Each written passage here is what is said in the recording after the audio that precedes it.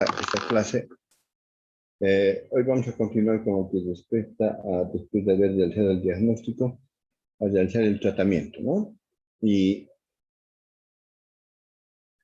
antes de realizar el tratamiento debemos realizar algunas consideraciones importantes, ¿no? Fundamentalmente relacionadas con el estado de salud del paciente.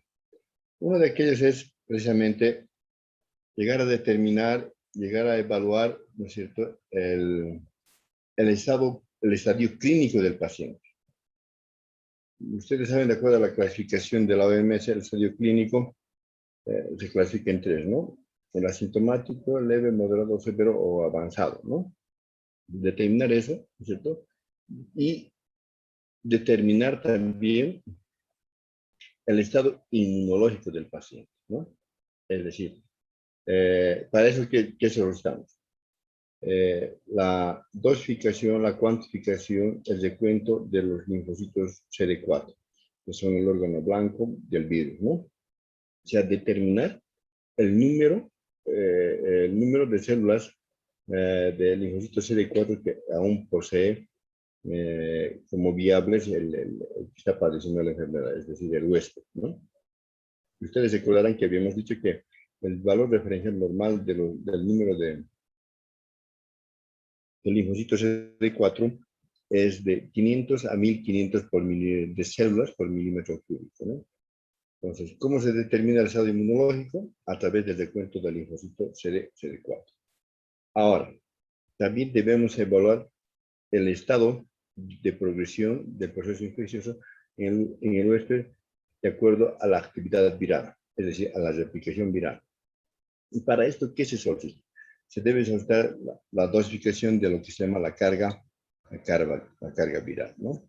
Determinar exactamente el nivel de carga viral que cuenta el paciente al momento del diagnóstico, para que todos estos tres aspectos, evaluar el estadio clínico, evaluar cómo lo hacemos a través de la aplicación de la clasificación clínica, ¿no es cierto?, de los estudios clínicos de la OMS, ¿no?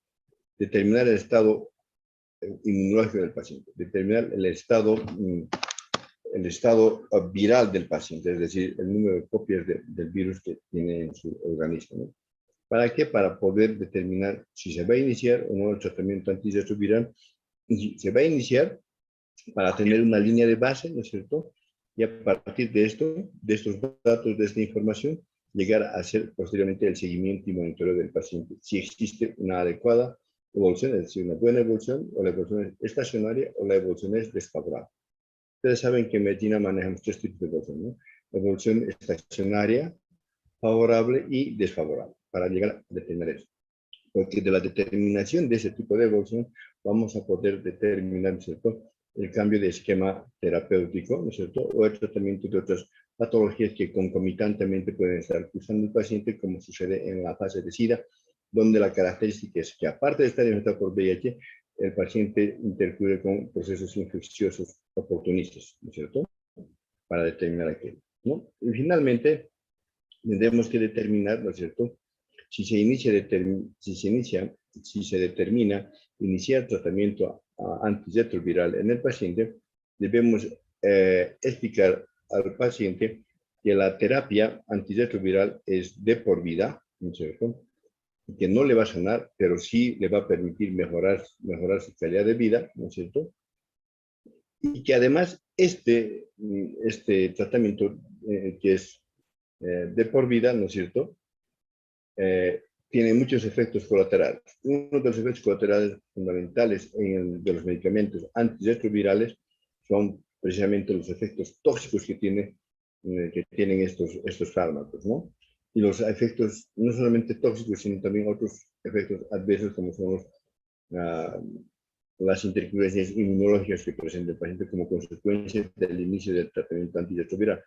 Es por estas circunstancias que siempre se debe tender a iniciar tratamientos lo menos tóxicos posible y de acuerdo al estado general y a la clasificación inmunológica y al estado viral del paciente, ¿no?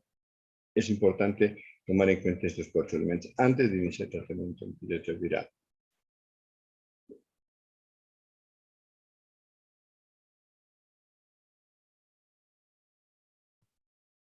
Ahora, si una vez determinamos que el paciente amerita tratamiento antirretroviral, debemos repasar brevemente cuáles son los objetivos del tratamiento retroviral. Uno de los objetivos más importantes del tratamiento retroviral es mejorar la calidad de vida del paciente. Sí, porque curarlo al paciente, sanarlo, negativizar su estadio viral, no se va a poder. El tratamiento es solamente para preservar, prolongar la esperanza de vida, mejorar la calidad de vida, ¿no? Uno de los fundamentales objetivos del tratamiento antirretroviral. Otro objetivo fundamental es reducir a la máxima expresión, ¿no es cierto?, la carga viral del paciente, ¿no? Lo ideal es siempre tener una concentración inferior a 40 copias de virus por ml de plasma, ¿no? Otro objetivo es llegar a restaurar el estado inmunológico, es decir, llegar a mejorar el estado inmunológico del paciente. ¿Esto cómo vamos a monitorear? A través del incremento de los linfocitos CD4 a partir del inicio del tratamiento antirretroviral. Y con esto, ¿qué también vamos a lograr? Obviamente, disminuir la morbilidad del paciente. Cuando decimos morbilidad, nos referimos a reconsultas y además que estos pacientes eviten, ¿no es cierto?, o tengan menor incidencia en estos pacientes las infecciones oportunistas, ¿no es cierto? Y a través de esto mejorar, ¿no es cierto?, la mortalidad del paciente, es decir, reducir la tasa de mortalidad de los pacientes, ¿no? Y secundariamente con eso que durante todo este tratamiento el paciente siempre debe estar, ¿no es cierto?, tener a disposición por parte de los establecimientos hospitalarios en el tratamiento la orientación correspondiente. Y en esta orientación también correspondiente siempre se insistirá en una educación sostenida y consistente en la prevención de la transmisión de la enfermedad. Es decir, concientizar al paciente, ¿no es cierto?, de que debe evitar, ¿no es cierto?, contagiar a otros pacientes. Es decir, incluir en prácticas que pongan en riesgo la salud del prójimo. ¿Por qué esto es muy importante? Porque todos estos pacientes pasan por los 4 estadios psicológicos de la enfermedad, ¿no es cierto? Y muchos de estos pacientes quedan estacionados en aquella tercera fase que es la desencor hacia el prójimo. Y cuando dicen, ¿por qué a mí? Yo solo no puedo quedar deshecho con esta enfermedad. Y es en esa fase que muchos llegan a contagiar intencionalmente. Entonces, aquello sí podemos evitar a través de una buena educación que se da mediante la orientación pre-tratamiento, durante el tratamiento, ¿no?, al paciente y su familia, ¿no? Y obviamente evitar la transmisión, reducir a la máxima expresión la probabilidad de transmisión vertical del SIDA, es decir, esto en el caso de las embarazadas, ¿no?, entre los objetivos del inicio del tratamiento antirretroviral. Ahora, ¿qué pacientes deben iniciar tratamiento antirretroviral?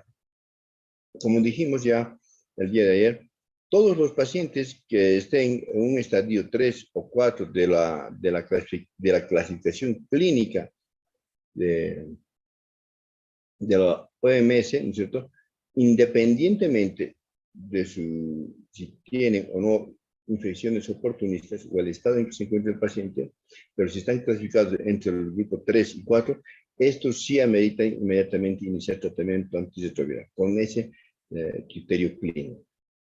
Pero también debemos decir que existen situaciones especiales en que los pacientes, ya estando evaluados clínicamente con la tabla de clasificación de la OMS, y se los cataloga que están entre la fase 1 asintomático, o la 2, ¿no es cierto?, que es leve, ¿no es cierto? Estos dijimos que no inician tratamiento antirretroviral desde el punto de vista clínico, pero suelen existir en algunas situaciones, ¿no es cierto?, que en la valoración inmunológica que se hace al paciente, es decir, en el descuento del linfocito CD4, ¿no es cierto?, del linfocito CD4, existe un recuento inferior a 500 células por minuto, 500 células por milímetro cúbico, si aquellas personas deben recibir tratamiento. Es decir, a pesar de que tengan un estadio clasificado clínico de la OMS en 1 o 2 y tienen un recuento del linfocito CD4 inferior a 500 células por milímetro cúbico, deben recibir tratamiento. O Cuando no se hace el recuento de linfocitos CD4 por alguna razón, ¿no es cierto? Por algún motivo, ¿no es cierto? Y se determina que el paciente sí tiene una clasificación entre 1 y 2 de la OMS, ¿no es cierto? Pero la carga viral es superior a 50.000 copias por minuto. Entonces, estos pacientes deben recibir tratamiento antirretroviral, independientemente de su estadio clínico, ¿ya? Entonces, ¿qué decimos? Los pacientes que tengan un estado inmunológico con recuento de linfocitos CD4 inferior a 500 células por minuto, independientemente del estadio clínico de la OMS, deben recibir tratamiento. O las personas portadoras del VIH, ¿no es cierto?, cuya carga viral sea superior a 50.000 copias por ml, ¿no es cierto?, independientemente de su estadio clínico, deben recibir tratamiento antirretroviral. ¿Ya? Ahora, segundo, los pacientes portadores del virus de la inmunodeficiencia, ¿no es cierto?, que estén en el estadio 3 o 4, ¿no es cierto?, deben, o sea, en la valoración clínica, deben recibir tratamiento antirretroviral, independientemente del recuento del linfocitos CD4. Así, el paciente, ¿qué quiere decir? Así el paciente puede tener un recuento de linfocitos CD4, por decirles, 550 o 600, de acuerdo a la clasificación inmunológica, no tendrían que recibir tratamiento. Pero si están en un estadio 3 o 4, se adscriben también, está indicado, no, indicado el inicio del tratamiento antirretroviral. Independientemente de la carga viral, también lo mismo. Si el paciente tendría una carga viral inferior a 50.000 copias por ml, ¿no es cierto?, igual, si está en un estadio 3 o 4 de la OMS, debe adscribirse al tratamiento antirretroviral, ¿no es cierto? Ahora, con estos criterios también debemos velar porque existen algunas situaciones especiales, ¿no?, donde el inicio de la terapia antirretroviral depende fundamentalmente de la patología de base del paciente, ¿no? Ahora, ¿y cuáles son esas situaciones? En el caso de las embarazadas. Una embarazada, ¿no es cierto?, que esté en la octava semana de embarazo, ¿no es cierto?, no debe recibir tratamiento antirretroviral, porque el tratamiento antirretroviral se recomienda iniciar después de la 14ª semana de embarazo. ¿Por qué? Por el efecto teratogénico de los medicamentos antirretrovirales, ¿no? Igual situación ocurre cuando los pacientes, ¿no es cierto?, están cursando tuberculosis, ¿no es cierto?, pulmonar activa, con los pacientes neoplásicos, con los pacientes serodiscordantes o con los pacientes con hepatitis B o con alto riesgo cardiovascular, o sea, nos referimos a infarto del miocardio, o con nefropatía asociada al VIH o con los pacientes mayores de 60 años, deben adscribirse inmediatamente al inicio del tratamiento antirretroviral. Porque antiguamente, antes de las últimas publicaciones, se decía que, por ejemplo, un paciente que está cursando con una infección severa, como es la tuberculosis, puede ser pulmonar o extrapulmonar, primero se trataba el proceso infeccioso oportunista, es decir, el IO, y al concluir ese se iniciaba el tratamiento antirretroviral. Ahora la conducta actual se debe iniciar el tratamiento para la infección oportunista y simultáneamente se debe iniciar también el tratamiento antirretroviral. Es decir, ya no se posterga, ya no se pospone el inicio del inicio del tratamiento antirretroviral. Por ejemplo, si un paciente está en un proceso neoplásico, ¿no es cierto?, independientemente del estadio en que se encuentre en el proceso neoplásico, por decir cáncer de estómago, que puede darse. Antes, primero se trataba el cáncer o se mejoraba el cáncer de estómago y se posponía el inicio de la terapia antirretroviral.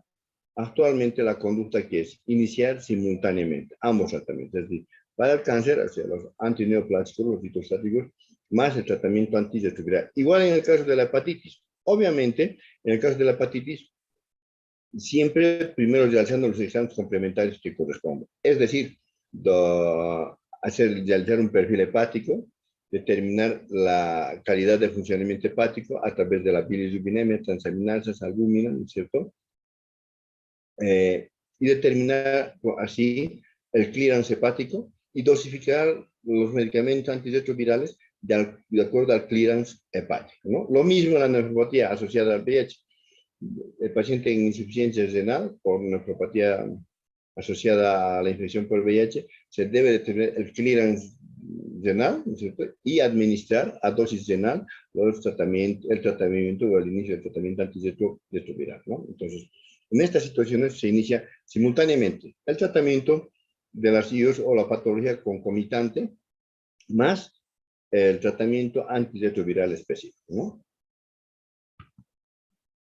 Ahora, para realizar el tratamiento antirretroviral, actualmente contamos con estos grupos farmacológicos de antirretroviral que están disponibles en Bolivia, ¿no es cierto? Y tenemos que son 4. Uno son los inhibidores, el primero son el ITRN, que es los inhibidores de la transcriptasa reversa, análogos del nucleócido, ¿no es cierto? Donde tenemos al acabavir, didanosina, los que utilizamos en el tratamiento son la lamivudina, el tenofovir, ¿no? Y la acidobudina, ¿no? La lamivudina que viene con la abreviatura del 3TC, ¿no es cierto? La acidobudina que viene popular AZT, ¿no? Ese es el primer grupo farmacológico. El otro grupo farmacológico, que son los inhibidores, el segundo, los inhibidores de la transcriptasa reversa, de la transcriptasa reversa, no análogos del nucleócido, ¿no es cierto? Tenemos en este grupo a 2 fármacos, los más representativos, el efavirenz y la nevirapina. De estos cuales utilizamos en el tratamiento antirretroviral, el efavirenz, ¿no? Ahora, el otro grupo son los inhibidores de la proteasa, los IPs. En este grupo tenemos al liponavir, al ritonavir, ¿no es cierto?, como los más accesibles en la economía nacional, ¿no es cierto?, al azatanavir, ¿no es cierto?, posteriormente, y al darunavir, ¿no?, que son menos frecuentemente utilizados, ¿no? De estos inhibidores de la proteasa, que son medicamentos antirretrovirales que se utilizan generalmente en el esquema de segunda línea de tratamiento de la infección por VIH, ¿no? En cambio, los inhibidores de la transcriptasa reversa análogos del nucleócido y no análogos del nucleócido son los medicamentos que se utilizan en los esquemas de terapéuticos antirretrovirales de primera línea. Y finalmente tenemos el cuarto grupo, que son los inhibidores de la integrasa. I es inhibidores de la integrasa. El medicamento más solicitado en este grupo farmacológico antirretroviral es el raltegravir, ¿no es cierto? El popular RAL, ¿no es cierto? Que se utiliza también en los esquemas de tratamiento de segunda línea antirretroviral. ¿Y cuál es el primer esquema de tratamiento? De primera elección.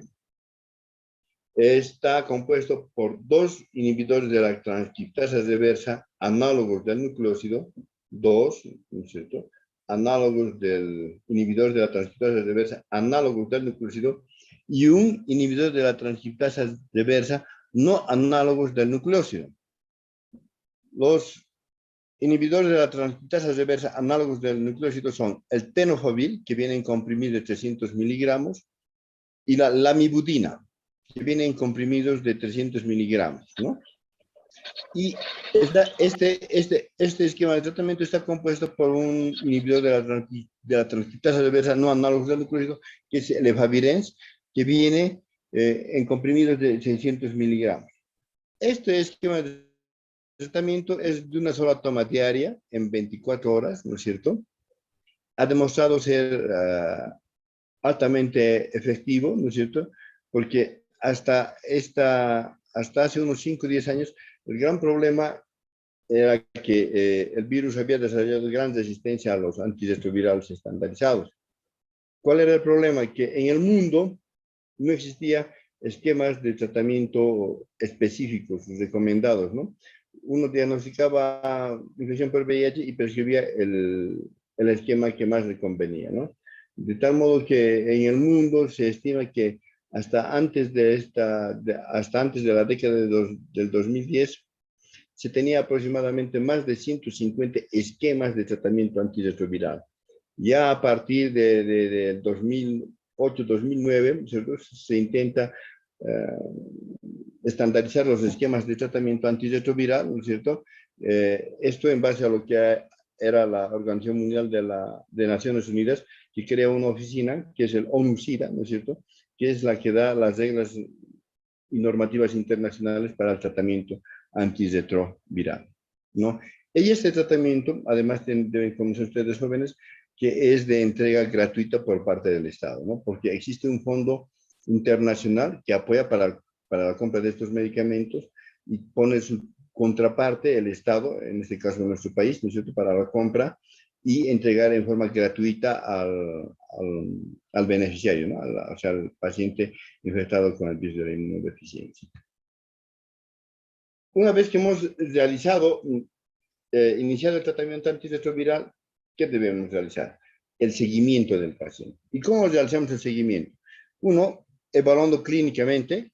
¿Cómo podemos evaluar aquello? A través de la aplicación de la clasificación clínica de los estadios de la infección por VIH de la Organización Mundial de la Salud, que son 4, como hemos visto, ¿verdad?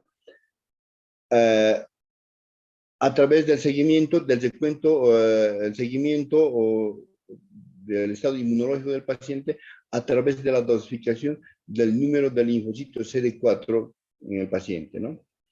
Y también tenemos realizar el seguimiento a través de ¿qué? A través del seguimiento del estado viral del paciente, a través de la medición de la carga viral en el paciente a partir del inicio del tratamiento antirretroviral, ¿no? Es decir, así se debe evaluar adecuadamente a un paciente. De esto, ¿qué realizamos en la práctica real en nuestro país? Solamente solamente realizamos el seguimiento clínico de los pacientes. Porque, por ejemplo, en nuestro departamento y en nuestra ciudad como capital de departamento, no contamos con el medio de recuento de linfocitos, con la tecnología para realizar el recuento de linfocitos CD4, cuya necesidad debe ser, es la siguiente, que se debe medir el estado inmunológico del paciente una vez diagnosticado infección por VIH, ¿no? O sea, para saber el estado inmunológico del paciente, para tener una línea de base y hacer el seguimiento ulterior del paciente.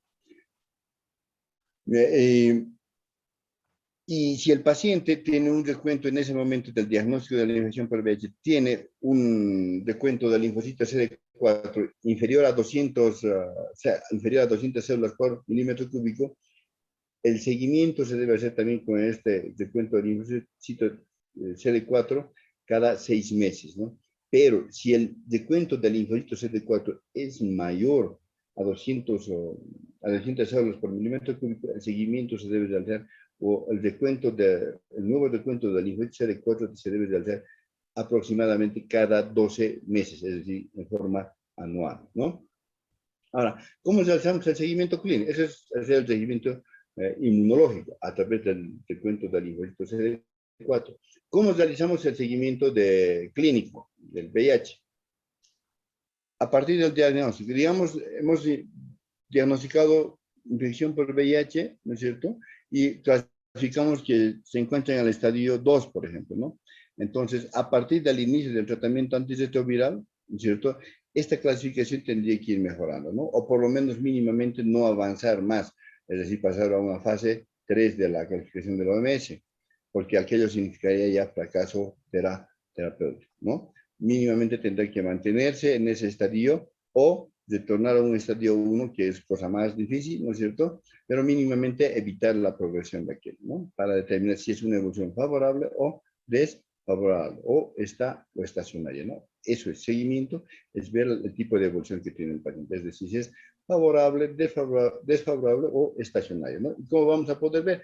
A través del seguimiento clínico, aplicando la tabla de clasificación de la OMS y a través del recuento del linfocito CD4 y a partir de la medición de la carga viral. De nuestro medio no realizamos carga viral ni recuento del linfocito CD4. Entonces, aquí nos remitimos a la clasificación clínica, ¿no? Pero es bueno que sepamos cómo debemos realizar cuando estemos en un medio más dotado, ¿no? Entonces, una vez que hemos determinado que el paciente puede evolucionar favorablemente en forma estacionaria, y en muchos casos existe una evolución desfavorable. En estos casos, ¿no es cierto?, se llama, la evolución desfavorable llamamos fracaso terapéutico al tratamiento antirretroviral. Y el fracaso puede ser clínico, inmunológico o viral. Cuando decimos que se trata de fracaso al tratamiento antirretroviral clínico, cuando, ¿no es cierto?, el paciente que ha ingresado, por decirles, en un estadio clínico de la OMS clasificado en el 2, a pesar del tratamiento instaurado, ¿no es cierto?, ¿no es cierto?, evoluciona progresivamente hacia una fase 3, ¿no es cierto?, hacia una clasificación 3 de la evaluación clínica de la OMS, ¿no? Entonces, aquello, a pesar del tratamiento antirretroviral, sigue evolucionando la enfermedad. Entonces, aquello se declara como fracaso clínico. Cuando decimos que se trata de fracaso inmunológico, cuando el paciente ha sido diagnosticado con portador del virus de la inmunodeficiencia, ¿no es cierto?, se inicia el tratamiento antirretroviral. Al momento del inicio del tratamiento antirretroviral, ¿qué debemos hacer? Evaluar el estado inmunológico del paciente. ¿Y cómo evaluamos? A través del descuento del linfocito CD4. Si a partir, y tenemos que en ese paciente, al momento del diagnóstico, el descuento del linfocito CD4 está, por decirlo, en 500 células por milímetro cúbico, ¿no es cierto?, e iniciamos el tratamiento antirretroviral, ¿no es cierto?, se inicia. Y hacemos el control, ¿a cuánto? En este caso, a los 6 meses, al año. Y en ese descuento del linfocito CD4 nos reporta, por decirles, 300. Si está 300, ¿cómo ha sido la evolución en el paciente? ¿Ha sido favorable, desfavorable o estacionario? Desfavorable. Porque en vez de incrementar el número de linfocitos CD4 por el tratamiento antirretroviral iniciado, ¿qué ha sucedido? Ha descendido. Cuando esta situación se produce en dos recuentos de linfocitos CD4 consecutivos, es decir, la tendencia a bajar en dos controles, en dos recuentos de linfocitos CD4, se determina que existe un fracaso inmunológico, ¿no? ¿Y cuál será la conducta? Valorar la terapia antirretroviral para virar, rotar a otro esquema de tratamiento de segunda línea antirretroviral. Es decir, en este caso ya tendremos que integrar a los inhibidores de la proteasa o a los inhibidores de la integrasa, ¿no? ¿Y cómo valoramos el fracaso viral? Por decirles, a pesar del tratamiento iniciado en paciente portador del virus de la inmunodeficiencia, se inicia el tratamiento antirretroviral y el número de copias que tiene, por decirles, es de 2000 copias por milímetro cúbico. Y en los sucesivos controles, la tendencia del incremento de copias virales en el plasma del paciente se va incrementando 4.000, 5.000, hasta 10.000, en más de una, es decir, en dos, ¿no es cierto? Entonces se declara como carga viral, porque lo ideal sería, ¿no es cierto?, lo normal sería, si existe una adecuada respuesta al tratamiento antirretroviral por parte del paciente, sería que la carga viral, ¿no es cierto?, vaya reduciéndose por la instauración del tratamiento antirretroviral. En este caso, ¿qué hacemos? Cuando se trata de una progresión desfavorable, ¿no es cierto?, de un fracaso terapéutico al tratamiento antirretroviral clínico, ni inmunológico y o viral, ¿no es cierto?, ¿qué tenemos que realizar? Investigar si ha existido buena adhesión del paciente hacia el tratamiento antirretroviral, porque es un tratamiento de por vida y además altamente tóxico. Entonces, muchos pacientes abandonan el tratamiento o son irregulares en el tratamiento, ¿no? Es decir, un día consumen, otro día no consumen, por los efectos colaterales de los fármacos que están involucrados en el esquema de tratamiento. Entonces, ver la adhesión del paciente hacia el tratamiento antirretroviral. Y segundo, valorar si se trata de un fracaso de los fármacos antirretrovirales. ¿Para qué? Para poder dotar de esquema terapéutico antirretroviral en el paciente. De las dos cosas. Ahora, un paciente que ha iniciado tratamiento antirretroviral, ¿no es cierto?, sucede que una vez iniciado es portador del virus de la inmunodeficiencia. Sucede que se le inicia el tratamiento antirretroviral y su recuento del linfocito CD4 era inferior, ¿no es cierto?, o también puede ser superior, pero eso es más raro, ¿no es cierto? ¿Qué presenta? Termina por presentar síntomas. Síntomas de una enfermedad infecciosa oportunista que al momento del diagnóstico de la infección por VIH y el inicio del tratamiento antirretroviral era asintomática. Iniciamos el tratamiento antirretroviral para VIH, ¿no es cierto? ¿No es cierto? Y el paciente empieza a presentar síntomas, ¿no es cierto? Síntomas de la enfermedad infecciosa oportunista que hasta entonces estaba asintomática u oligosintomática, ¿no es cierto? Entonces, eso se llama síndrome, ¿no es cierto?, inflamatoria de reconstitución inmunológica, se abrevia como SIRI. Síndrome inflamatorio de respuesta a síndrome inflamatorio de reconstitución inmunológica, que se presenta en los pacientes que generalmente al momento de iniciar el tratamiento antirretroviral tienen un número de recuentos de linfocitos CD4 inferior a 200 por milímetro cúbico. Se presenta más o menos aproximadamente entre los 2 y 12 meses después de haber iniciado el tratamiento antirretroviral, ¿no es cierto? ¿Qué se hace en estos pacientes? Lo primero que recomendarles es que no se debe suspender el tratamiento antirretroviral. 1. 2. Se debe iniciar el tratamiento para la infección oportunista que hasta entonces estaba, diagnosticarla y tratar la infección oportunista que hasta entonces estaba oligosintomática o asintomática, ¿no? Y además se debe prescribir que, como es una respuesta inflamatoria de reconstitución inmunológica, se debe iniciar de antiinflamatorios, de preferencia esteroideos, ¿no? ¿Y cuál es el medicamento que se sugiere y se recomienda? Es la prednisona. ¿A qué dosis? A 0.5 miligramos por kilogramo peso, ¿no es cierto? Día, ¿no es cierto? En una sola dosis, ¿no es cierto? Por el lapso de 5 a 10 días, ¿no? Y además continuar con el tratamiento antirretroviral. Este es un fenómeno relativamente frecuente, ¿no? Relativamente frecuente.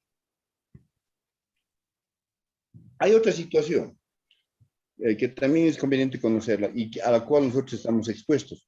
Sucede que en la ley del paciente portador del virus de la inmunodeficiencia, del SIDA, en popular PBBs, ¿no es cierto?, que para evitar la estigmatización de estos pacientes, ¿no es cierto?, la estigmatización social que sufren, a la que están expuestos estos pacientes, ellos y su familia en general, ¿no es cierto?, la ley los protege. Entonces, ellos no están obligados cuando asisten a un establecimiento de salud a comunicar que son portadores del virus de la inmunodeficiencia. En consecuencia, los trabajadores, los que trabajamos en el sistema de salud, puede ser en la parte administrativa, médica o paramédica, ¿no es cierto?, estamos expuestos, ¿no es cierto?, a cometer algún error, ¿no es cierto?, alguna imprecisión, ¿no es cierto?, y poder llegar a exponernos a una situación de riesgo y poder contraer el virus accidentalmente, ¿no? O sea, un accidente laboral. En estos casos, cuando ha ocurrido aquello, ¿no es cierto?, nos exponemos accidentalmente al contagio del virus de la inmunodeficiencia, ¿no es cierto? ¿Qué se tiene que realizar? Primero, lo que se tiene que realizar es realizar una curación exquisita con antisépticos en el lugar. Por ejemplo, si en este caso se tratara, por ejemplo, de un pinchazo con una aguja hipodérmica, ¿no es cierto?, que estamos retirando del paciente de una vía endovenosa, y nos pinchamos, es una herida corto, punzante y profunda, ¿no es cierto?, donde se ha producido opción de continuidad y estamos contaminándonos con sangre del paciente, la probabilidad de contagio es alta. Entonces, esta es una exposición accidental. En estos pacientes hay que hacer el tratamiento local, ¿no es cierto?, con lavado de la herida, hipoquirúrgica, con abundante antiséptico, descubrir la herida y denunciar al servicio de epidemiología de la institución. Si es un centro de salud, al centro de salud. Si es un hospital, al epidemiólogo del hospital. ¿Para qué? Para que se nos dote e iniciar, ¿no es cierto?, iniciar el tratamiento de post-exposición, tratamiento profiláctico post-exposición. Y este tratamiento se debe iniciar antes que transcurran o pasen las 72 horas a partir del accidente laboral que hemos tenido, ¿no? A partir del accidente laboral que hemos tenido. También puede suceder, por ejemplo, no en la vida laboral, sino en la vida civil, que uno ha llegado a tener una relación sexual con pareja desconocida y que después, o a las horas se entera de que es portadora del virus, ¿no es cierto? También en aquella situación hay una exposición accidental, ¿no es cierto?, al virus, y que uno haya podido adquirir en forma accidental este virus, ¿no es cierto? También en aquella situación se realiza la profilaxis post-exposición. ¿Y en qué consiste? El esquema es el mismo esquema de tratamiento del paciente portador del virus, ¿no es cierto? Es decir, el tenofovir, la lamivudina y el efavirenz, ¿no? El 363. Se da una sola vez la tableta al día en cada 24 horas. Este tratamiento dura, tiene una extensión de 28 días, ¿no es cierto? Y al concluir este tratamiento, a los 3 meses y a las 6 horas, se debe realizar el control correspondiente con la dosificación de anticuerpos contra el virus o agentes o elementos o material genético del virus en el huésped susceptible, en el probable susceptible, ¿no? Este tratamiento debe iniciarse antes de las 72 horas de producido el evento de riesgo, ¿no? Y finalmente, tendría que hablar de lo que es más importante, hablar de la prevención de la enfermedad, ¿no? Que es en realidad lo deseable, lo ideal, ¿no? ¿Y cómo se puede realizar la prevención? Ya siempre. Las recomendaciones que ya salieron desde la década del 80. Una de aquellas es la monogamia, la fidelidad conyugal. 3, el uso consistente del preservativo, ¿no? Métodos de protección de barrera consistente del preservativo. El preservativo tanto masculino como femenino, ¿no? No sé, jóvenes, si tienen alguna consulta, de lo contrario, hubiéramos concluido acá. Tienen la palabra. Si tienen alguna consulta, por favor, adelante.